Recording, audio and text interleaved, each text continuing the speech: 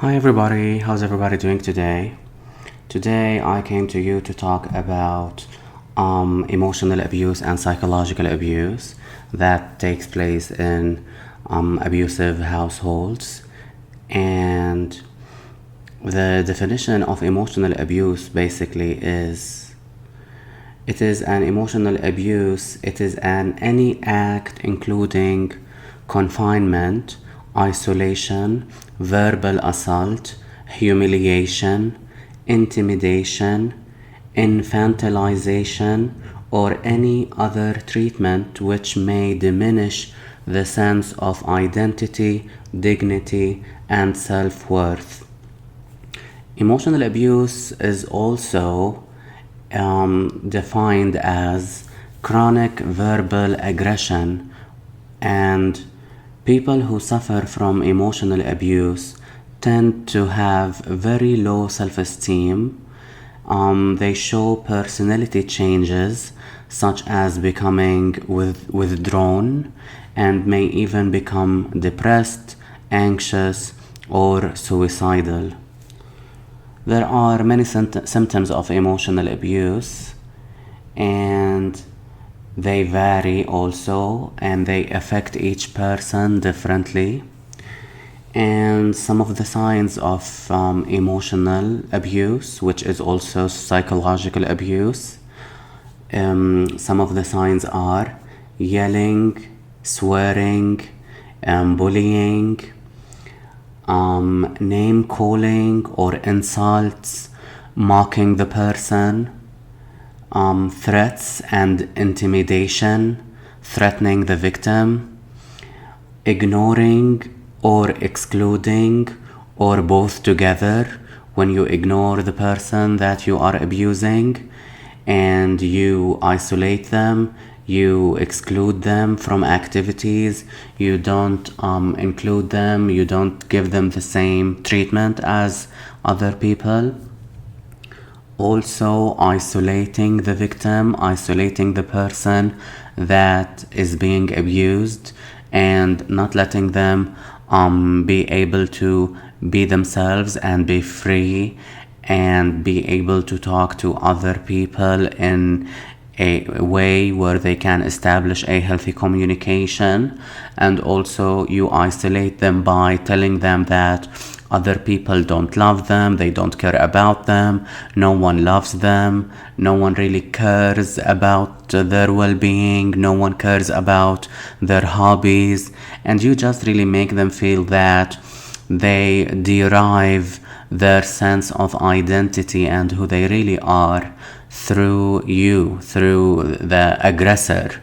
So the aggressor makes the victim feel that no one cares about them other than him or she or he. They are the only person that cares about the victim. So this is how, they isolate you by making you feel like no one cares about you and you should only listen to them, and that they are the ones who want your best interest, but they really don't, and they are just simply gaslighting you, and they are making you feel like they care about you, and they put you one time on a pedestal and they idealize you, and the next moment they throw you off of that pedestal and they tell you how horrible you are. Also, one of the signs also of emotional abuse is humiliating the person. Denial of the abuse and blaming the victim. So when the victim is being abused emotionally, verbally, psychologically, and being called horrible insults and being belittled and abused, what the abuser does is that he denies what he did, and he pretends like he didn't do anything. And this happens with people who have narcissistic personality disorder especially, and with people who have antisocial personality disorder.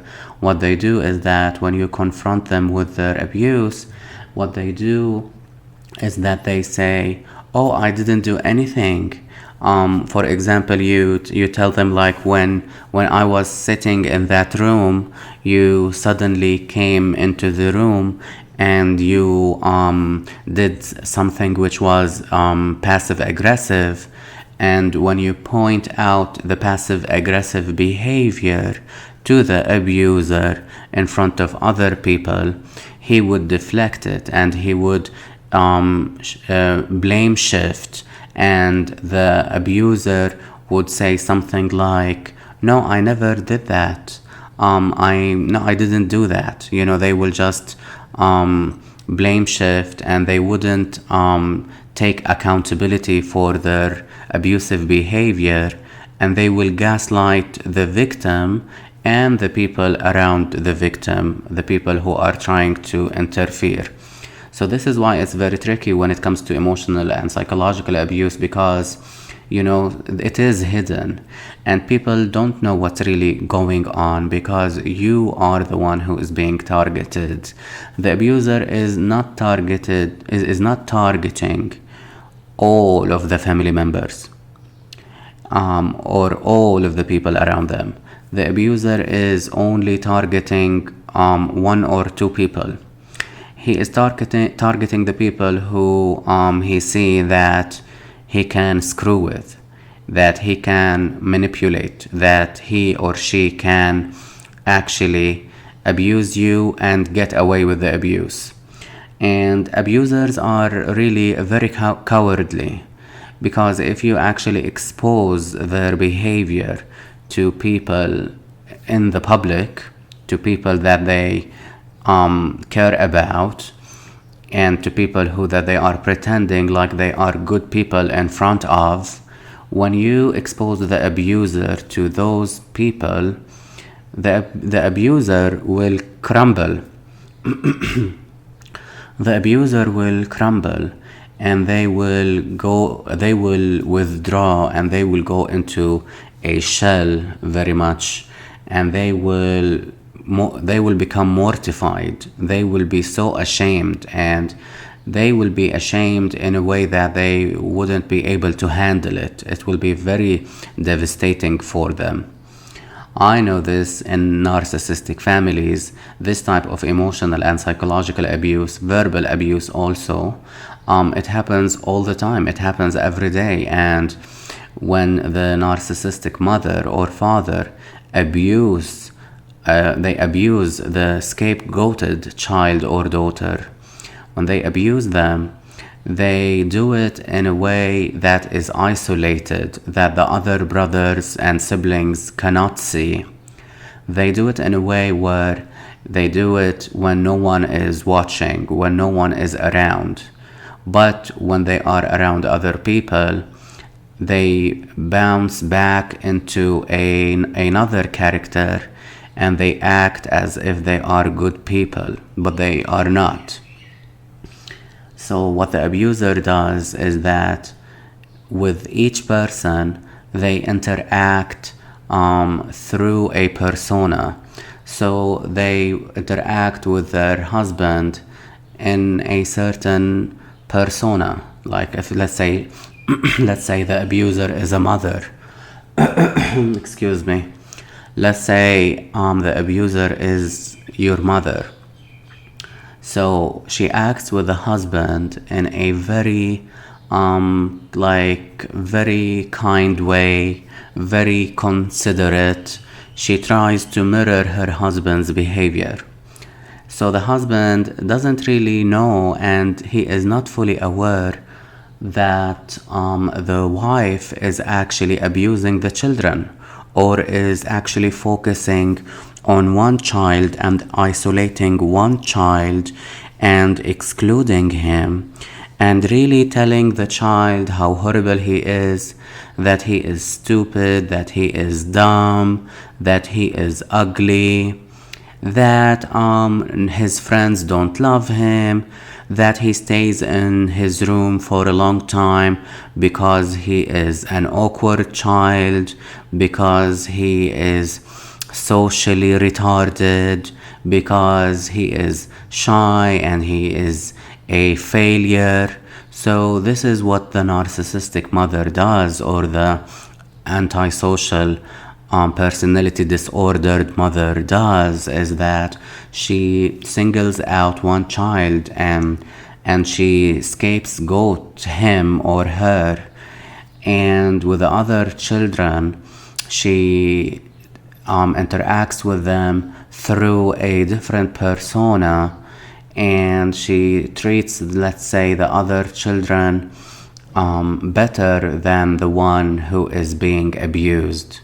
So when the child goes and he tells other people that this is happening to him, 90% 90% of the times they wouldn't even believe him, because there is no evidence, there is no tangible evidence.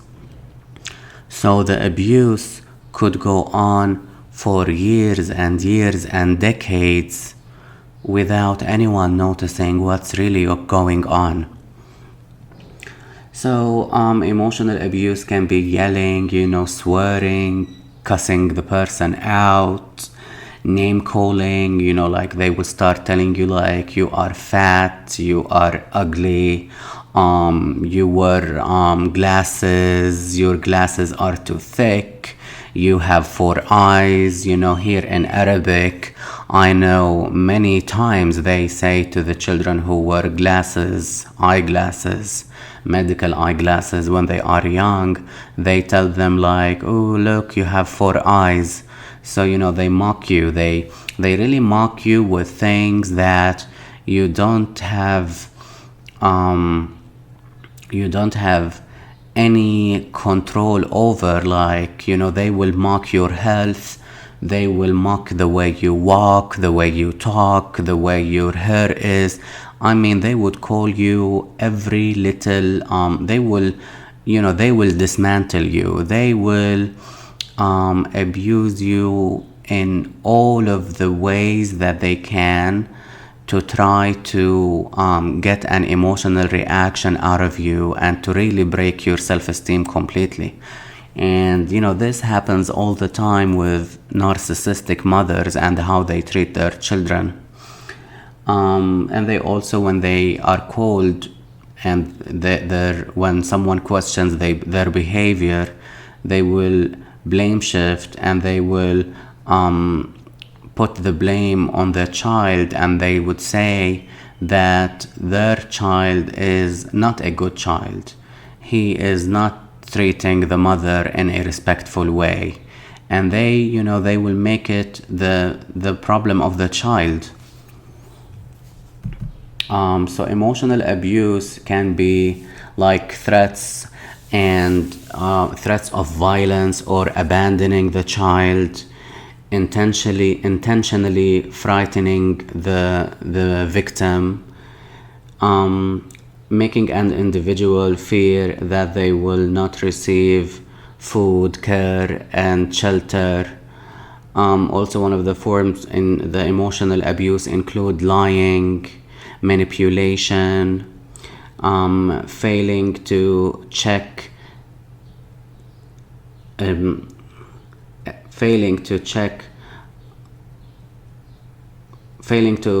allegations against the abuser, making derogative or slanderous statements about an individual to others, smear campaigning the victim,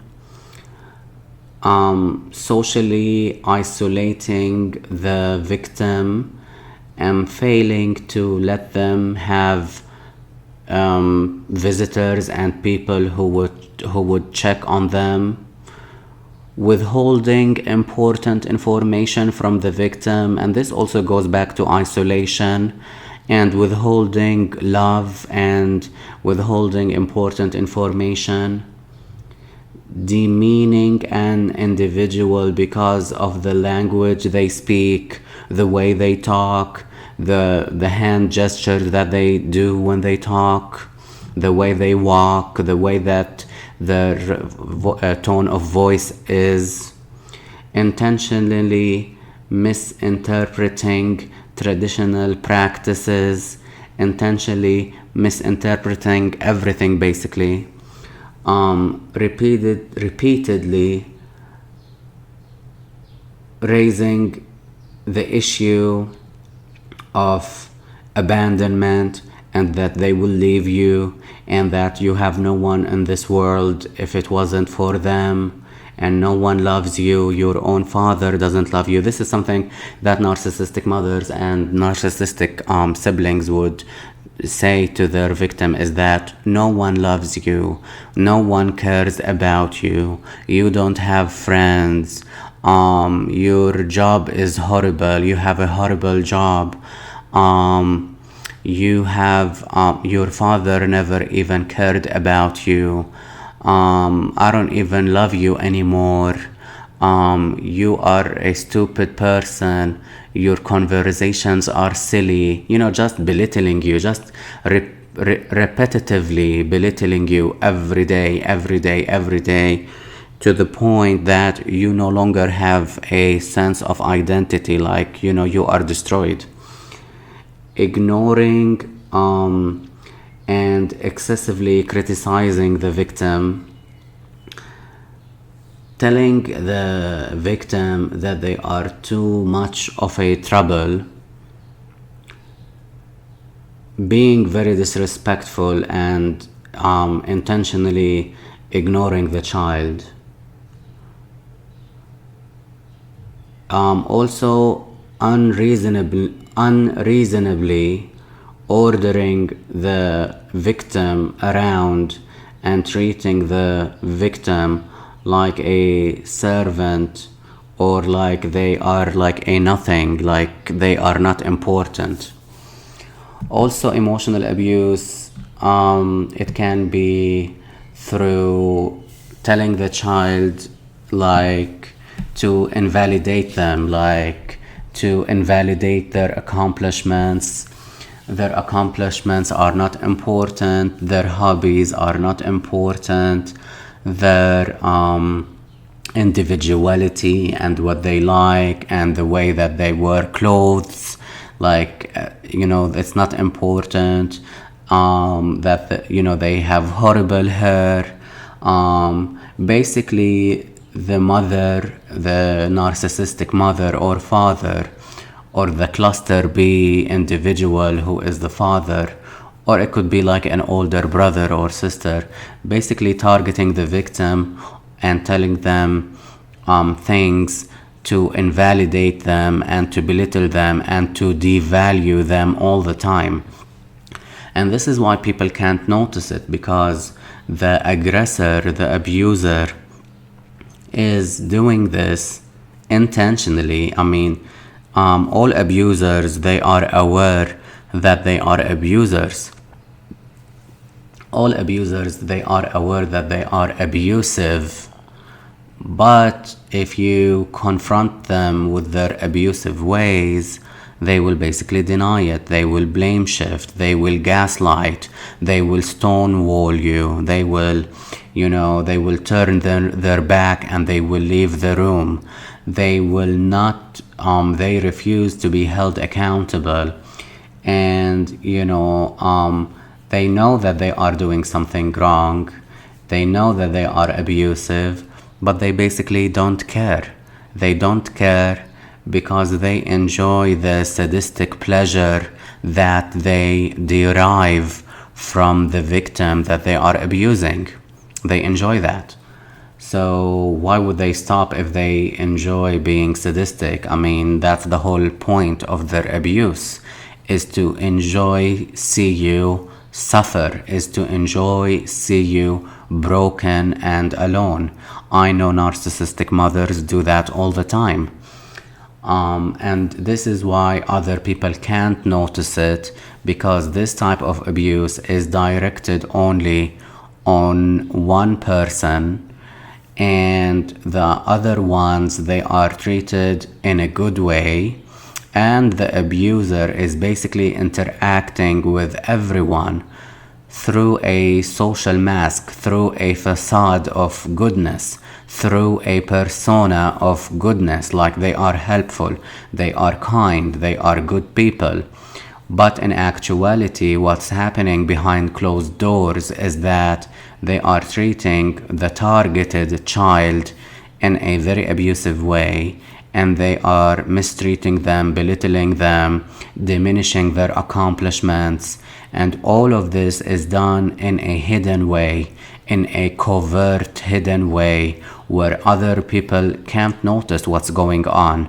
This is why if you tell the abuser that you will expose their behavior in front of other people, they will feel very scared, and they will withdraw, because they know that their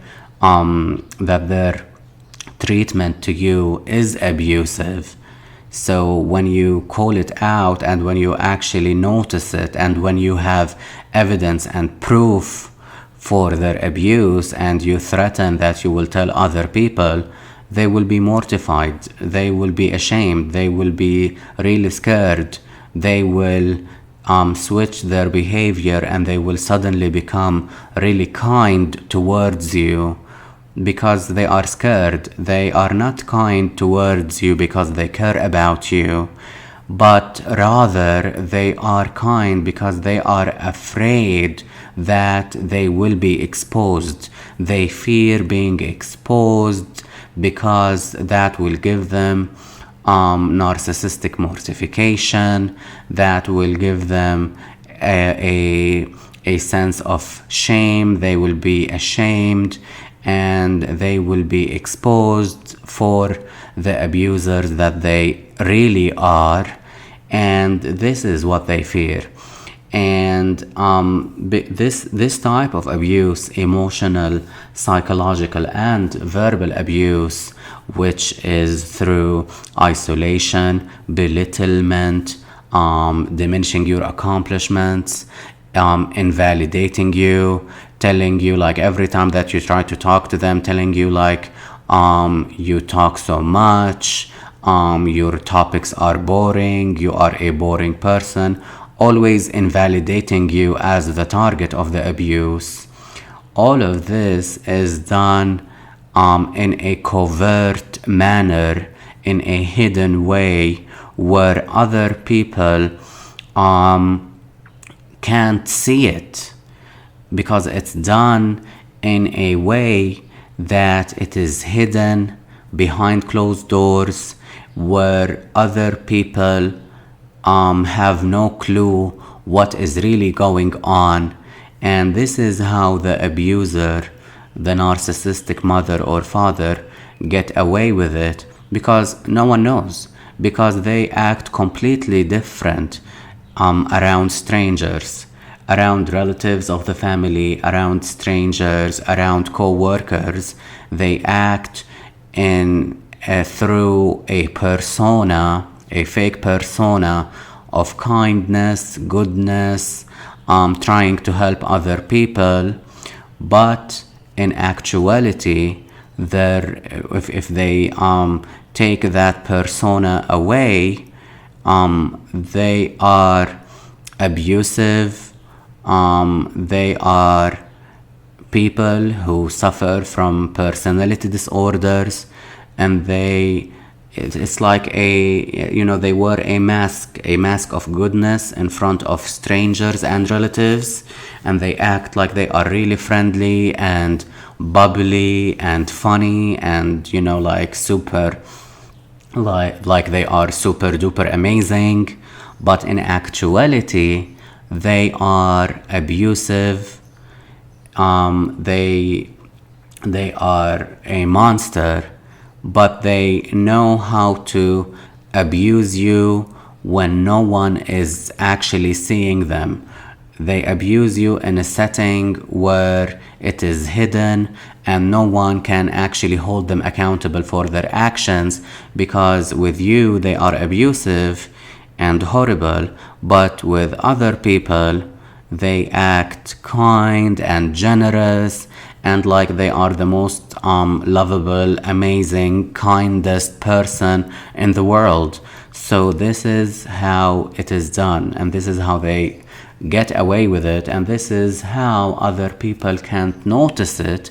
Even when you go and tell other people, they will doubt it, and it will be extremely difficult to convince other people.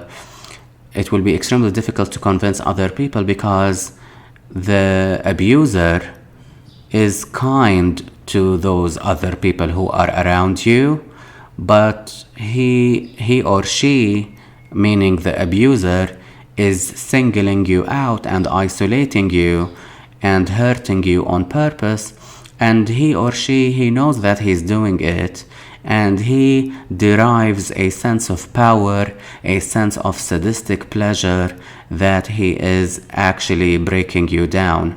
And this is how people do not notice what's going on, because it is hidden, it is when no one is seeing them, and it is behind closed doors, and it is done when no one is seeing what is actually taking place and happening. Because also abusers are cowards, and they fear being exposed for the disordered individuals that they are. So thank you, and see you on the other audio recording. Have a good day.